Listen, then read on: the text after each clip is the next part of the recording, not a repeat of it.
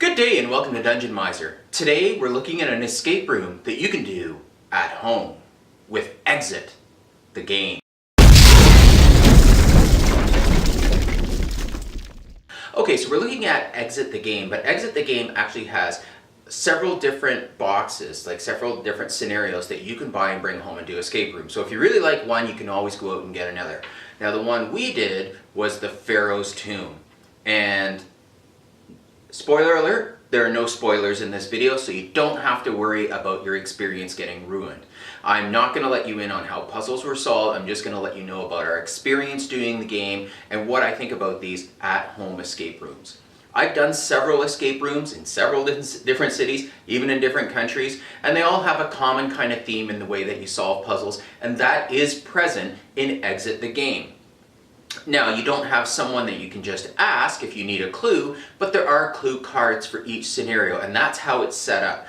Just like in a regular escape room where you have to solve A, which leads to B, which leads to C, which leads to D, and your way out the door, the same thing that's exactly how it works with Exit the game. Of course, you don't have to be in a locked room. You can just be in your living room or your basement, or if you really want to make it exciting, you could lock yourself in the bathroom. But we did the Pharaoh's tomb, and the Pharaoh's tomb is the most challenging of all Exit the games. So if you have never done an escape room before, or you've only done one or two, you don't feel like confident, this is probably not the one you want to start with because it is challenging. Now, it comes with everything you need to solve your escape room. But you do have to use your brain, and the thing to remember is that for this one at least, is once you solve, say, puzzle A, part of that solution is still going to be used in part B. So you can't treat them as completely separate entities.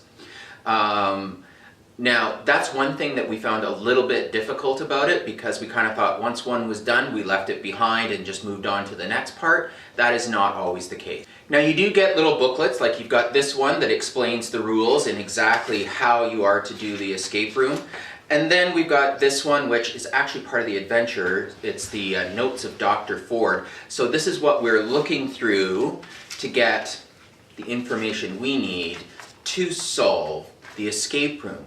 Now, I started taking this book apart because it has separate puzzles and it's easier to do with some things, because you have to fold things and move things and draw on it and the whole shebang. But for this one specifically, I wouldn't recommend doing that right away, because there's one part that we kind of pondered on for a while.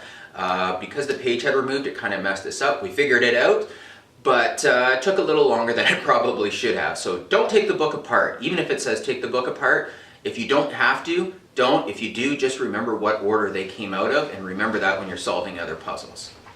Now, as for this game, each scenario had 3 levels of clues, and then you could get the solution. So if you're really stuck and you needed something to move forward, you could check it out. Now, a lot of times I found that when we did take that clue number 1, we already had that information. We'd already figured that out. And it was usually the second clue that got us somewhere, so don't beat up on yourself if you take clue number 1 and it doesn't help you. We'll disregard those.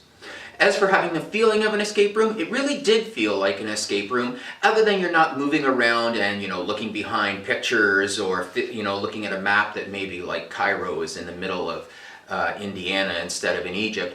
But it still had the same kind of feel, and it was certainly much cheaper to buy this game than to have, say, you and 5 or 6 or 7 of your friends go to an escape room.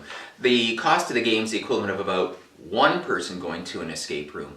So it's definitely much cheaper. It's more relaxed, i.e. you can have some party favors while you're at home, and that probably won't help you solve the escape room, but it's a much more relaxed atmosphere.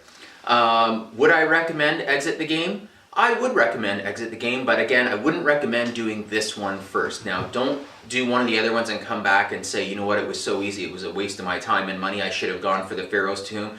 If you want to go for the Pharaoh's tomb, go for the Pharaoh's tomb. But remember, it's not simple. Anyway, I would get another one of these games, and I would certainly try it at home, but it doesn't quite exactly replace the escape room experience. But I would certainly do it every once in a while to get that itch to solve these kind of mind-bending puzzles and save my money for an escape room when it's something special or we really need to get out of the house. So if you have any questions or comments, leave them down below. If you haven't liked this video, please like it. And if you haven't subscribed, subscribe. Hit the bell, get the notice. See my videos, they're awesome. My mom says so. Anyway, I'll talk to you next time on Dungeon Mizer. Dungeon Mizer out.